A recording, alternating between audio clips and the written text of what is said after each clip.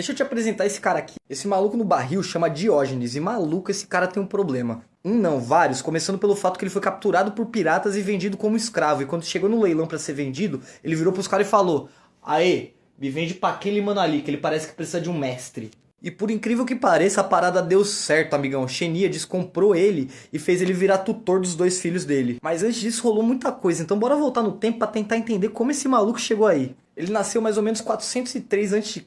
em Sinope, na Grécia. O pai dele era servidor público, e assim, antigamente não é que nem hoje em dia que os funcionários públicos só se fodem, não, os caras ganhavam bem. Então o Diógenes acabou tendo uma educação que poucas pessoas tinham na época. Só que assim, ainda jovem, o pai dele foi acusado de corrupção. Então por conta dessa brisa, ele e o pai dele foram expulsos da sua cidade natal. Foi lá que ele acaba se mudando para Atena e descobre seu amor pela filosofia. Ele acaba virando discípulo de Antístenes, que era um pupilo de Sócrates. Só que assim, não foi porque o Antístenes aceitou ele como pupilo, não. O Diógenes seguia o cara pela cidade o tempo inteiro que nem um maluco. E assim, um dia quando o Antístenes pegou tipo um bastão e ameaçou dar uma nele, o Diógenes virou pro cara e falou: Maluco, pode bater. Não tem madeira dura o suficiente nesse mundo pra me manter longe de você enquanto eu achar que você tem alguma coisa da hora pra falar.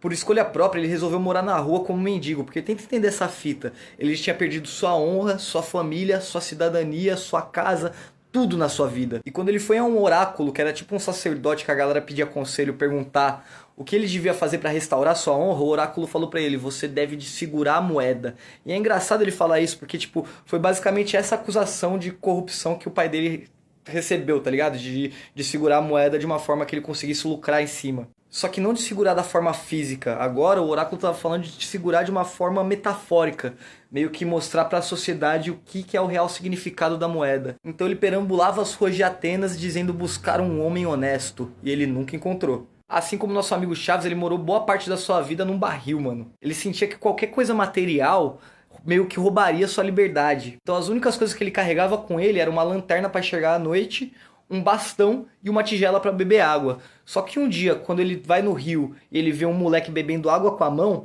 ele pega a tigela, joga no chão, quebra lá no meio e fala: Meu Deus, Diógenes, como você virou materialista, cara. Ele quis fazer da pobreza uma virtude, onde os conceitos materialistas e capitalistas da sociedade não afetavam suas ações e seus pensamentos. Ele podia ver as coisas com mais clareza. Só que assim, não era uma vida fácil, né, mano? Tem um relato que ele um dia viu uns soldados saindo de um bar, trêbados, causando, e ele ficou se sentindo meio com inveja, querendo, tipo, usufruir dessa vida. Só que aí quando ele olhou pro canto e viu um rato comendo as migalhas do pão dele, ele pensou pra si mesmo, falou: Carai, Diógenes, se até o rato tá fazendo das suas sobras um banquete, você tá aí se lamentando só porque você não pode sentar num sofazinho e ver um Netflix de boa, maluco? Qual que é a fita? Então ele resolve viajar pelas cidades da Grécia meio como um andarilho. E assim, a brisa dele era testar seu corpo e sua mente. Ele ia no deserto escaldante, num sol do caralho, deitar na areia, foda-se. No inverno ele ia deitar na neve pelado, só pra ver se ele conseguia resistir àquele frio extremo. Ele sempre buscava formas de simplificar mais ainda a sua vida. Ele ficou conhecido como Diógenes o Cão, porque segundo ele: eu adoro quem me dá coisa, eu lato pra quem não me dá e eu mordo os arrombados.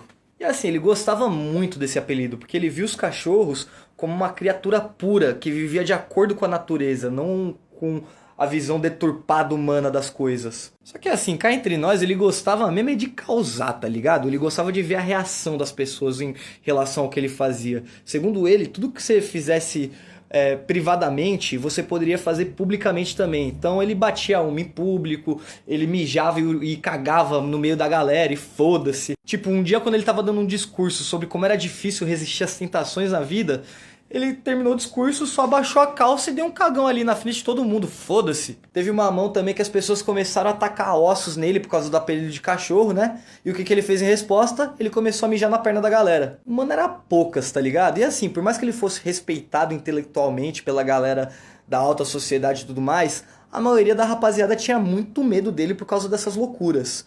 E assim, um dia quando um aristocrata chamou ele pra ir pra sua casa, ele falou: Ô Diógenes, na moral, se você puder só não mijar na minha casa, por favor.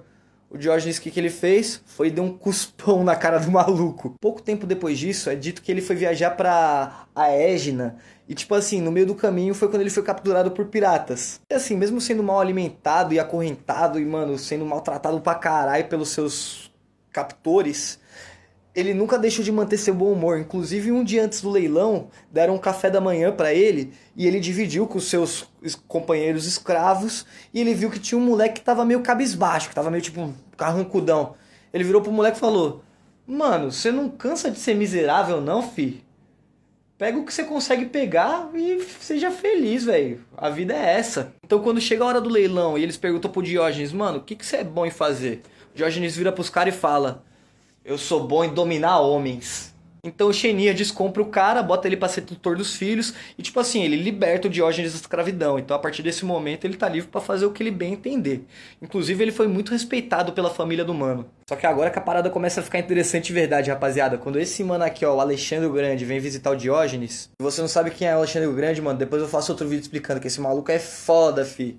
Ele chega todo pomposo no Diógenes e fala: Aí, mano, seguinte, eu vim aqui te conceder qualquer desejo que você tenha na sua vida. O Diógenes, claramente incomodado com a soberba e com a presença do cara, virou pra ele e falou: Ah, é? Então faz o seguinte, mano.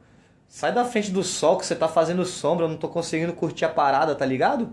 O Alexandre ficou em choque com a parada, mas saiu andando com seus soldados e pensou pra si mesmo: Carai, maluco, se eu não fosse Alexandre, eu gostaria de ser Diógenes. Ó a moral que o maluco tinha, mano. Futuramente eles se encontrariam em Coríntias de novo, onde o Alexandre encontra o Diógenes dormindo e dá um chute pra acordar o maluco, falando: Acorda aí, velho safado, conquistei tua cidade. E aí o Diógenes vira pro Alexandre e fala: Beleza, mano, conquistar é algo que reis fazem. Só que chutar é coisa de jumento, meu irmão.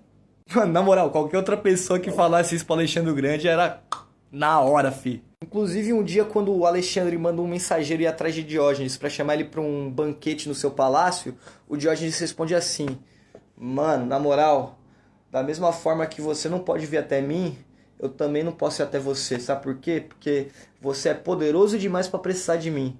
E eu sou autossuficiente demais pra precisar de você.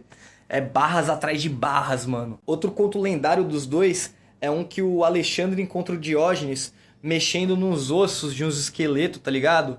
E aí o Alexandre fala: Mas o que você tá fazendo, Diógenes? Você tá chapando, bro? E o Diógenes vira pra ele e fala: Maluco, eu tô tentando ver a diferença entre os ossos da sua família e os ossos dos escravos, porque pra mim parece tudo a mesma fita. Tipo, olha a visão de mundo que esse cara tinha, mano, em 403 a.C., velho. O Diógenes acreditava que a verdadeira liberdade era você não sucumbir às tentações e você ter domínio de si mesmo. Você deve se abster do luxo para enxergar o mundo como ele realmente é e se libertar das correntes invisíveis da sociedade. E assim, por mais que a gente não precise sair cagando e mijando na rua para ser livre, tem muitas coisas que a gente pode aprender com a história desse mano. Sobre como viver, pensar e enxergar o mundo que vivemos.